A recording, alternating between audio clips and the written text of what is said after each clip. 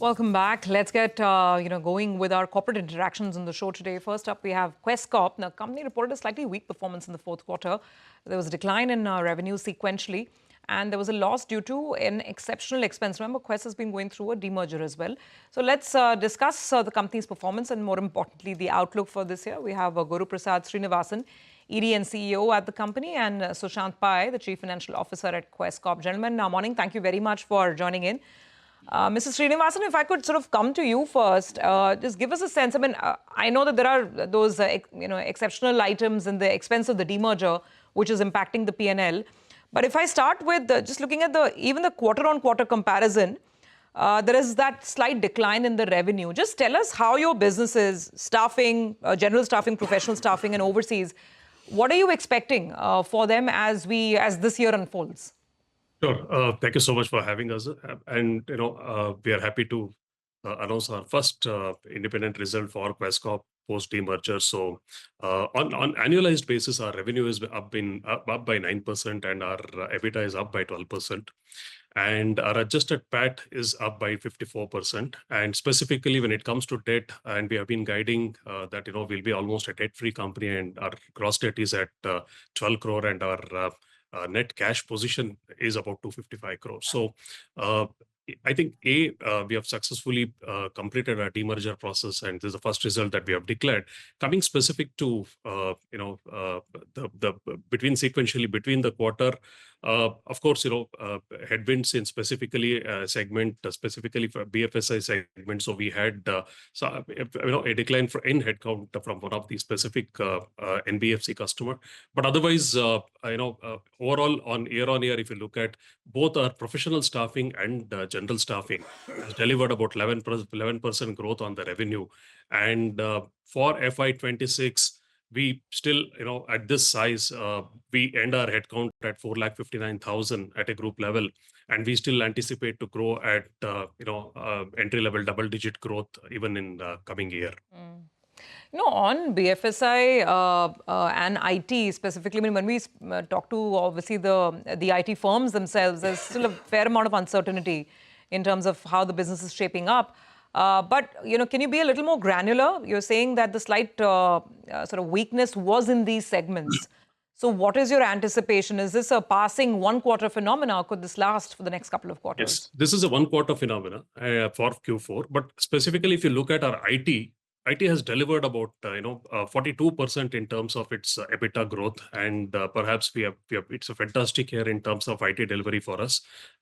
We have been ahead than our AOP plan for FY25, and we see the similar kind of trend because of GCC push and almost 70% of work that we are doing is in the GCC space. We still continue to see the demand. Our demand, even for Q1, has been almost about 1,300 open mandates that we are working on, all our high-end niche technology profiles. So while IT services are not active and hiring, but we are definitely seeing good set of mandates coming in, and it's also reflecting in our result. From that standpoint, overall, if you look at, we are still on both revenue and EBITDA, we are still confident to deliver a double-digit growth even in FY26. Mr. Srinivasan, morning. Mr. Pai, morning. Morning. I remember, I think it was 2 quarters back, we had, the TeamLease management, and we were having a similar conversation between traditional IT services compared to GCCs. And while GCCs, of course, have been growing very fast, I mean, the outlook they put out was very clear that it cannot replace IT services. Just the sheer numbers are still very, very different. So I just wanted to ask that question to you, Mr. Srinivasan. What is your sense? You're saying it's all led by GCC. 70% when we say IT, you're focusing on GCCs, isn't it?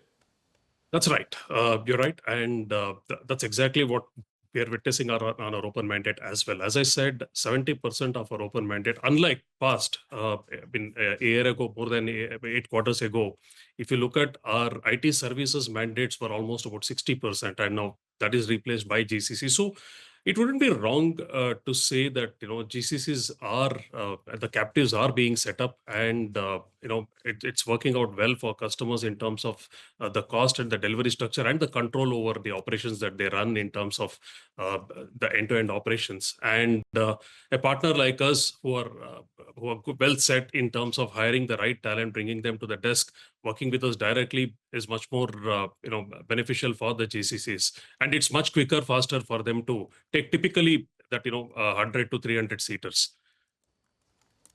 And the pipeline is very strong. It remains strong for GCCs. Yes. I mean, let's say IT services hiring is flat for the next a couple of years. Absolutely. GCCs will make up for that. That's what we are witnessing for last 4 quarters, and even as I said for Q1, our mandate levels have not come down. We still have an open mandate of about 1,300 mandates. So we are still bullish about this year as well. Okay. Let me come to Mr. Pai as well. So, Mr. Pai, we just heard Mr. Srinivasan say that this will be a year of double-digit growth. I think he said at the top line, right? If you could just expand on that, in terms of margins, what would you aim for this year? And again, is it is it going to be a slower start and then a pickup in the second half? Basically, what are you anticipating? Sure. Good morning, everyone. First, I thought I'd just talk about the margin profile of our business, right? General staffing, 87% of our revenues actually bring 59% of our profits. And I want to concentrate on professional staffing, which is about 6% of our business, bringing 23% of our profits. So the margin profiles are very different. General staffing has about 1.5% margins. However, professional staffing has about 9% margins. And that has grown very well, 42% year-on-year growth on margins. So as we go forward, it's very clear, though we want to have revenue at double-digit growth, we are very clear that profitability will be on a very non-linear basis because we have done various interventions. We are concentrating on high-margin business for the future. Our operating cash flow conversion has been very good, as you have seen for the year. On normalized basis, it's more than 75%. And we have a very healthy balance sheet. Our DSO is reduced by 7 days as compared to the last year. And we have about 255 crores of cash. So broadly, from that perspective, our focus is that our profitability will accelerate much faster than the revenue growth for the coming year. All right, quick question, gentlemen, before we let you go. As you all have mentioned a couple of times, you're sitting on around 250 crores of cash and generating good amount of operating cash flows. How do you use it? Will there be some inorganic growth that you're looking at? Not inorganic growth immediately because, Nigel, if you look at, we almost add about 80,000 people in a quarter, and it doesn't make sense to do any kind of acquisition in that space specifically when it comes to general staffing and anything in India. But of course, the board has, approved, the best way is to, when there is no acquisition, to return the cash to the shareholders. So we have in principle approval from the board to increase our dividend paying ability to 75%, up to 75%. And we would be a high dividend paying stock as we move forward. I would get Sushant to add anything further. No, nothing from our side. As you can see, the board has approved a revised policy. So, it's a combination of dividend or buybacks or whatever capital allocation to shareholders.